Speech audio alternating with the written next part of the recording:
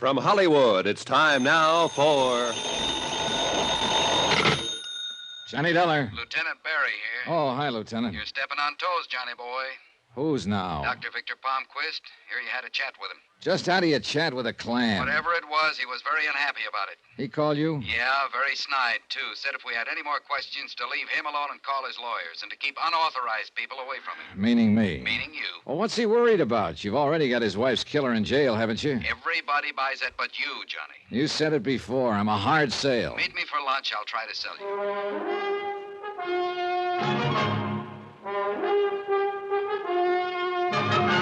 Tonight, and every weekday night, Bob Bailey in the transcribed adventures of the man with the action-packed expense account, America's fabulous freelance insurance investigator. Yours truly, Johnny Dollar.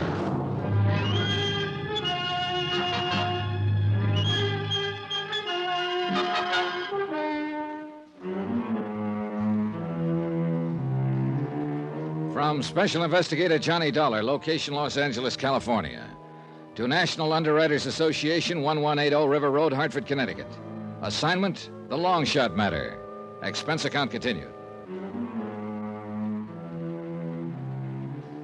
Item 3, $1 even. Taxi to the Barclay for lunch with Lieutenant Barry. But let me backtrack for a minute. Coming down in the hotel elevator, I kept thinking over what the lieutenant had said, and I disagreed completely. I wasn't a hard sale. It's just that I wasn't an early sale. There were too many angles to the death of Mrs. Palmquist, too many things I didn't know yet.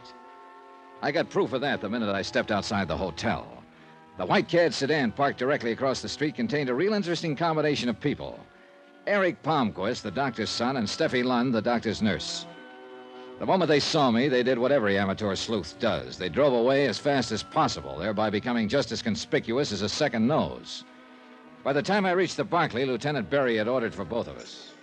You don't like it, order something else, but it's the best they got. Matter of fact, it looks pretty good. Now, as I was saying... Yeah. So, Palmquist nurse and his kid are an item. You waiting for me to look impressed? You get up out of the wrong side this morning, Lieutenant. Look, I don't like the smell of this deal any more than you do, but what does it all add up to? You're sent out here to look into a possible killing. Which happens. Victim, Mrs. Palmquist. So, an ex-convict sits in a cell accused of the murder. The accuser and witness, the dead woman's husband. The con insists he's been framed, that the husband is the killer. But the husband is well alibied, bringing it down to the setup known as ex-con versus respected citizen. You know there's more to it than that. Don't give me lessons, Johnny. You think you've come up with one thing we don't already know about? I got checkouts going on the doctor, his nurse, his son, everybody within shooting distance of this thing. Don't get any ideas we're asleep down at the hall. All right. Give me a little fill, huh? Who? Palmquist's nurse, Steffi Lund. Nice kid, never been in trouble. At least we couldn't find any. What about the boy, Eric Palmquist? Typical rich doctor's son. Kind of wild, sensitive, gambles, but Papa can afford it. Also hits the booze too much for a kid that young. What about the doctor's alibi, Laura Considine? Yeah, knew I should have skipped that one. Your eyes look like they're whistling. Isn't that awful? At my age, too. All right, Johnny, she's clean. By the way, where does she live? Has a big house in Long Beach. Why? No doctors there? It's still a free country. I know people whose doctors live in Patterson, New Jersey. Point. Oh, almost forgot. I got the lab report on that anonymous note that started this thing. Anything? Untraceable. No prints, cheap paper that can be bought anywhere. And the letters were cut from a dozen different magazines. Didn't tell us a thing. What do you mean it didn't? What? It told us someone was going to try to collect on a policy.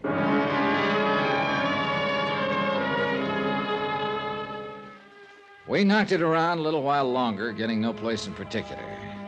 Then suddenly I was being paged for a telephone call. Barry's raised eyebrows were eloquent. They made me feel like one of those would-be movie stars who have themselves paged in the Brown Derby so that other would-be stars will know they're there. I had a funny notion about who might be calling, so I told the waiter I'd take it in the booth out front and left Lieutenant Barry by himself.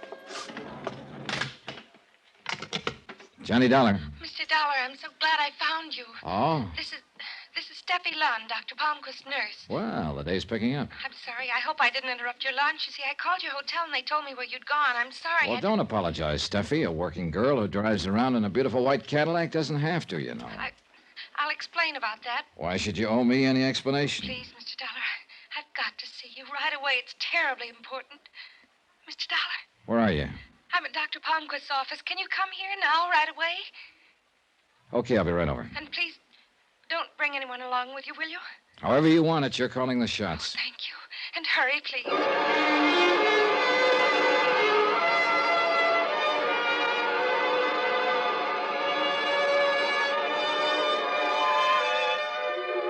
Expense account item 4, citation for speeding, $25. The carbon copy reads 63 miles per hour in a 35 zone. You ever tried to talk an LA-type cop out of a ticket? It's ridiculous. He's always a big, good-looking guy who listens seriously while you alibi, but never stops writing. Then he smiles, calls you sir, and hands you the ticket. I couldn't beef about it, though. 2 reasons. 1, I deserved it. And 2, if I hadn't been stopped, I'd never have realized I was being tailed. Because the tail knew what he was doing. A heavy-set, thuggy-looking fellow in a black 51 sedan. He circled the block twice while I was getting the ticket. Was right back on me as I started out again. He was still there as I pulled up in front of Dr. Palmquist's office. But he was smart enough to ride on by without even looking at me. I waited to see if he'd come around the block again. He didn't.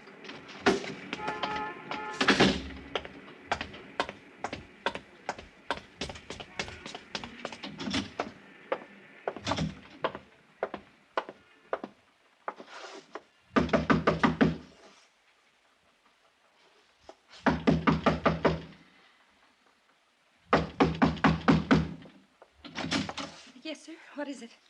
What? What do you want? Well, now, that's a switch. When you called me a few minutes ago, you said... No, you're mistaken. I didn't Oh, call now, you. wait just a minute. I didn't call you. Don't Her you words were understand? I deliberate, didn't call emphatic, you. but her eyes were suddenly doing the real talking, signaling desperately into the room behind her, trying to tell me that she wasn't alone. But I wasn't the only one who caught the signal. Get away from the door, Steffi. Come in, you. Did you hear me? I said come in. Eric, please. Hello, Eric. What seems to be the trouble around here? That's far enough. Oh, now, come on. Why don't you put that thing down? Your family's had enough misery with 38s. Darling, do what he says. Why did you call him, Steffi? Why? Because somebody's got to help you because of what you're going through and what it's doing to you. Eric, I can't stand any more of it. You're half out of your mind with fear. Now listen to him, Eric. Maybe he can help. You think he can help? You think anybody can? One thing's sure. That gun's not going to help you any. Come on now, kid, put it down. No, because nobody tells me what to do. Not when I've got a gun. They're afraid to. That's right. They're afraid to. You're both afraid, aren't you? It's nice. It's nice for somebody else to be afraid. I like that. I really like that. He wasn't even looking at us anymore, just somewhere off into space. Somehow, Steffi sensed that I was waiting for a chance to grab his gun and motioned for me not to. And suddenly I remembered where I'd seen that lost, empty look before. Mrs. Palmquist, Eric's mother. She'd had her share of that look the day she died. Mr. Dollar, help me with him, please. I picked him up, put him on the couch. He had that terrible whiteness that a deep faint brings, and Steffi didn't waste any time. She loosened his collar, shoved his head forward. In a few minutes, he shuddered once, came to, took a deep breath. We made him comfortable on the couch, but you could see that it had been a rough trip for him. He was conscious, but he didn't have the strength to open his eyes. Steffi just stared at him. He'll be all right now. What's wrong with him, Steffi? Why that thing that just happened? You want the technical name? Circulatory liability. Sound impressive? Talk layman, huh? A form of extreme hypertension. Nerves. Enough to make him faint like that from anger, from fear. It's a lovely thing for a man to go through, isn't it? Well, that calls for a different kind of medicine, doesn't it? Analysis with a psychiatrist. He's in it now. Only with Eric, it's going to take a long time. Maybe a very long time. But a kid like that, how? Why? Fear. Overpowering, petrifying fear. Of what? His father. Of Dr. Palmquist? Yes. The nice Dr. Palmquist. The gentle, quiet healer. My employer. My father-in-law. You and Eric are married? Tijuana 6 weeks ago. Eric is 25 years old, Mr. Dollar, and he's so afraid of his father we're still keeping the marriage a secret. Why, Steffi? Why is he so afraid of Palmquist? His analyst hasn't been able to get through to that. You expect me to? Well, somebody better. Why did you say that? Because he waved that gun around very convincingly for a scared kid. He never would have fired. Don't you understand? He's so frightened he couldn't have made himself do it. I hope you're right.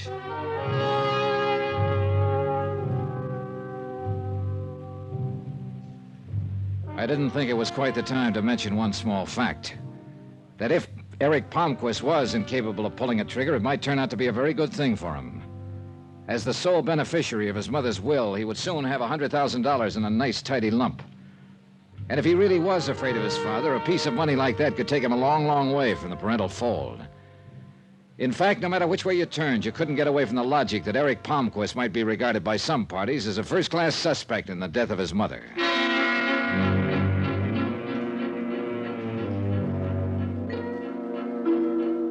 Steffi was still pretty much upset when I finally left her, and I must admit that my own mind wasn't exactly at ease. Hoping that the fresh air would help to clear my thoughts, I took my time driving back, and it must have been nearly an hour later when I pulled into the subterranean garage of my hotel. I guess I was thinking too hard about what had just happened. In any case, I wasn't quick enough. Just as I passed one of the garage's big concrete pillars, a figure stepped out from behind it, brought the business end of a Colt banging down on my head. The ground climbed up and got me. But not before I had a look at him. My heavy-set, thuggy-looking friend who tailed me earlier in the day. He could talk, too. You're in the wrong town, punk. Take the hint. I took the hint. I passed out.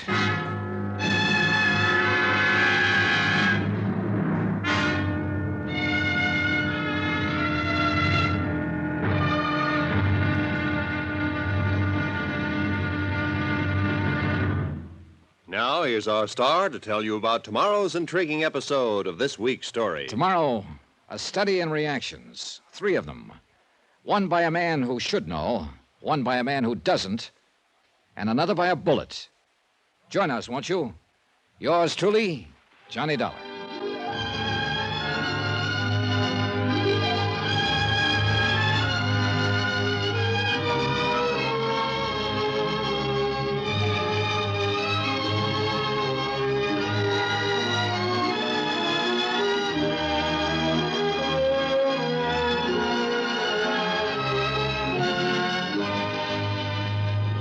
Yours truly, Johnny Dollar, starring Bob Bailey, is transcribed in Hollywood. Written by Tony Barrett, it is produced and directed by Jack Johnstone. Be sure to join us tomorrow night, same time and station, for the next exciting episode of Yours truly, Johnny Dollar. Roy Rowan speaking.